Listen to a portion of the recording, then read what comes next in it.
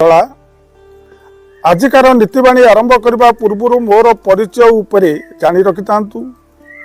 मुझे जड़े साधारण फिलोसोफर प्रवचक सुरेश महाली।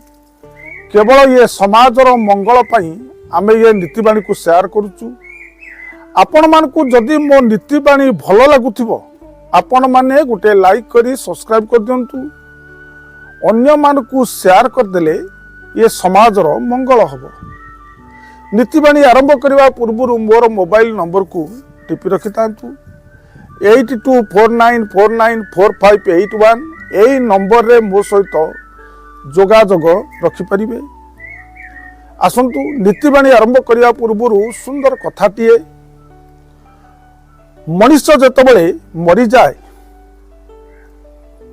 ज्ञाति बंधु कुटुंब माने श्मशान को ये नहीं जाती शव दाह करने, किंतु साथी रे नारी माने ये जानते नहीं। यार कारण कौन? गरुड़ पुराण मत अनुसार मरी जाइतबा व्यक्तिर आत्मा गोटे दिन से श्मशान रे रहे। से चाहूब मु किभली आउ का आत्मा मध्य ये पशि रही। तार आत्मा डहल विकल होउथिब, लोभ मोह माया से ये छाड़ी नथिब। से चाहिब मु कहार शरीर रे किभली भावरे ये प्रवेश करी। नारी मानकर हृदयटा होउची ये कोमल हृदय। सेमाने कौनसी टिके खड़किना खेले सेमाने चमकी उठंती, जेहेतु सेमानकर हृदयटा ये कोमल थाए। एवं आत्मा सदा बेले चाहि रहे जार कोमल हृदय थो मु तारी भितरे ये पशिजीवी।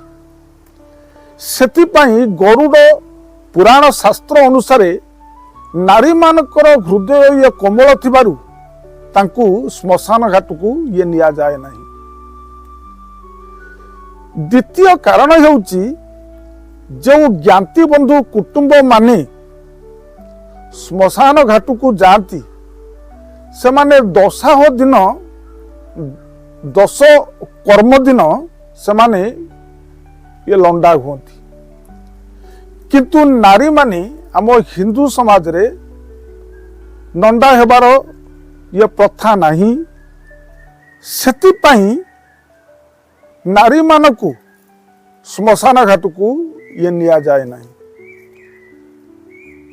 कारण नारी माने गले सेमानकु लंडा हवा को पड़िबो। केवल दशाह दिन नारी माने नख टिके काटंती।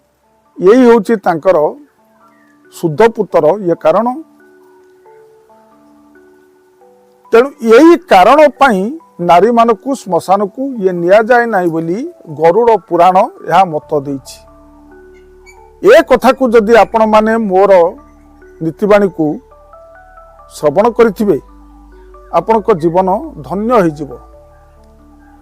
आजिकार अनुचिंता घरे जदि मोहू माछी बसा करती जानिबे ताहा शुभदायक नहीं। घरे जदि मोहू माछी बसा करती यह शुभदायक नुहे।